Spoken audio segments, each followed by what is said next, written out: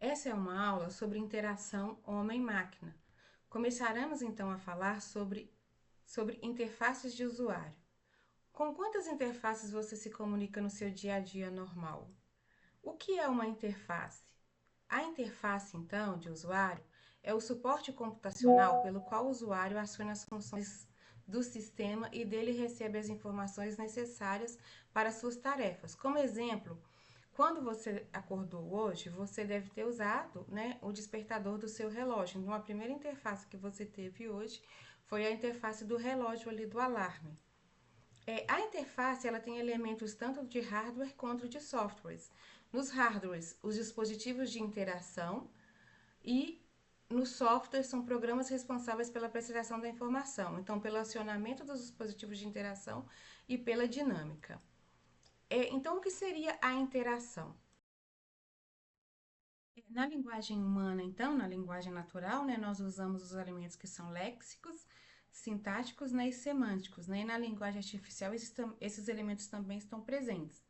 Na linguagem artificial, são usados símbolos, né, que têm algum tipo de significado. Por exemplo, né, o símbolo da cartinha, né?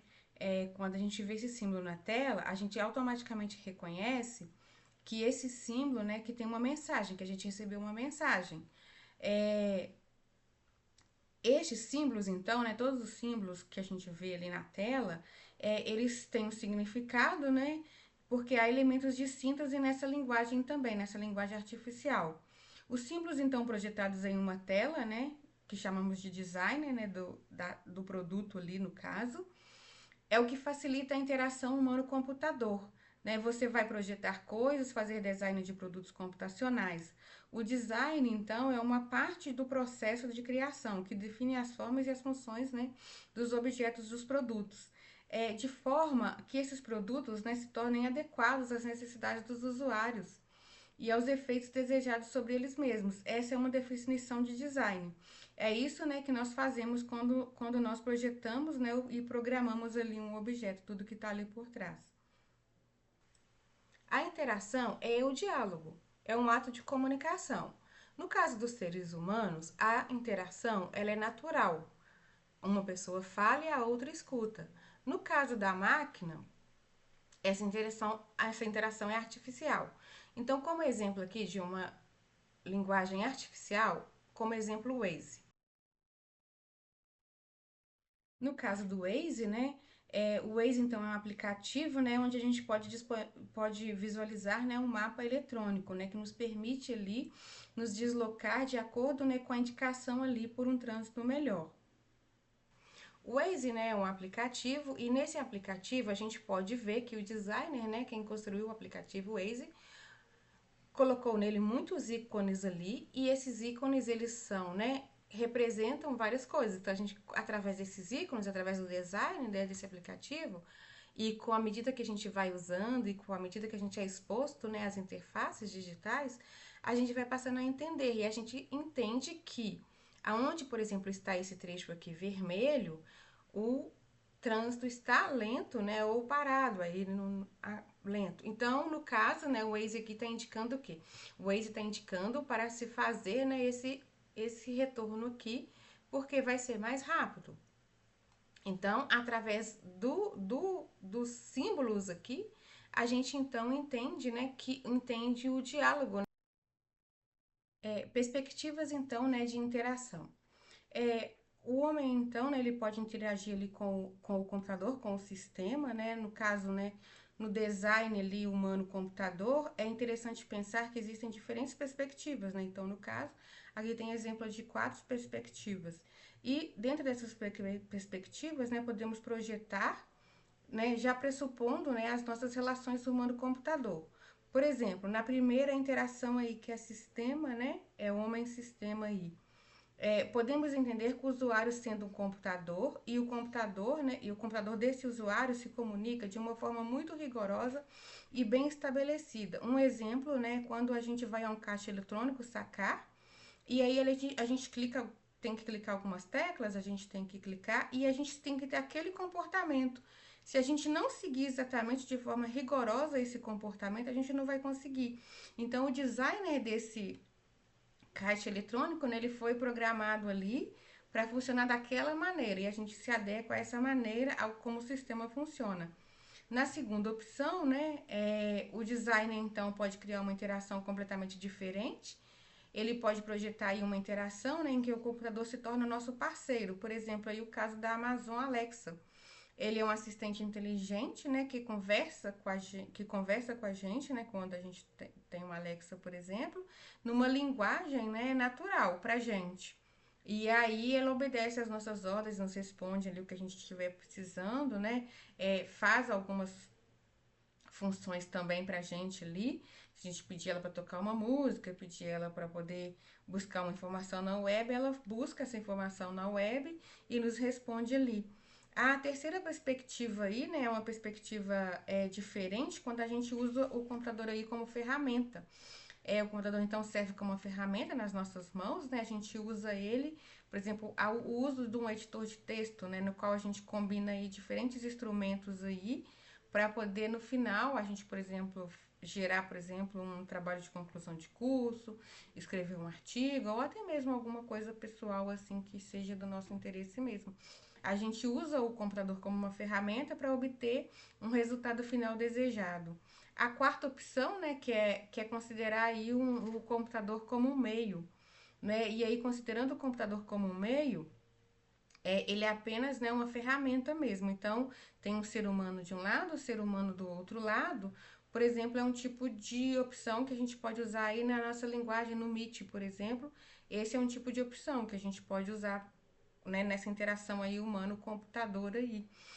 Por exemplo, na interface, né, do WhatsApp, por exemplo, a gente está ali, a gente pode digitar, a gente pode falar por voz ou por vídeo, né?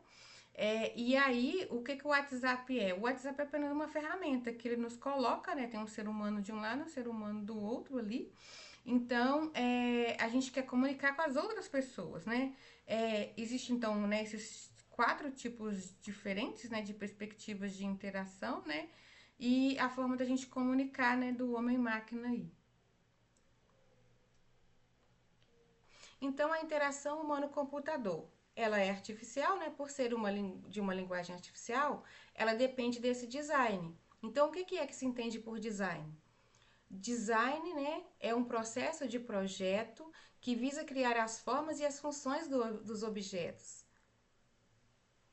produtos e serviços de uso, de forma a torná-los adequados às necessidades de seus usuários e aos seus efeitos desejados sobre esses mesmos.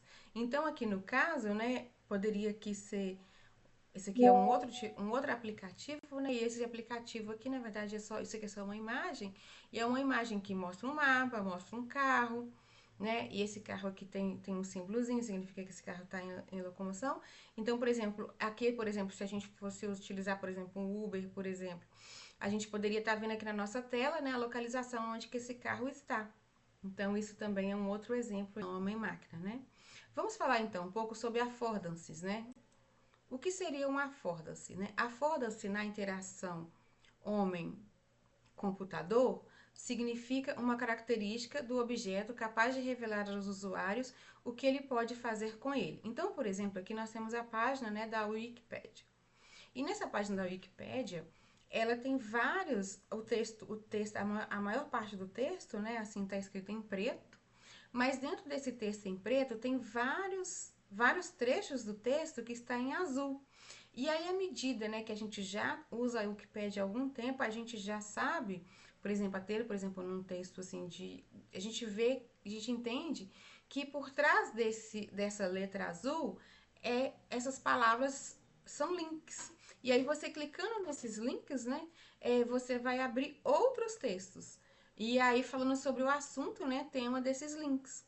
Então, é um tipo, né, o affordances, então, é isso. Significa características, né, capazes de revelar aos usuários o que se pode fazer com eles. Então, por exemplo, as letras aqui em azul são affordances porque ela revela que se você clicar nela, você vai abrir uma outra página, né, com mais informações, outra página da Wikipedia com alguma informação sobre esse link, né?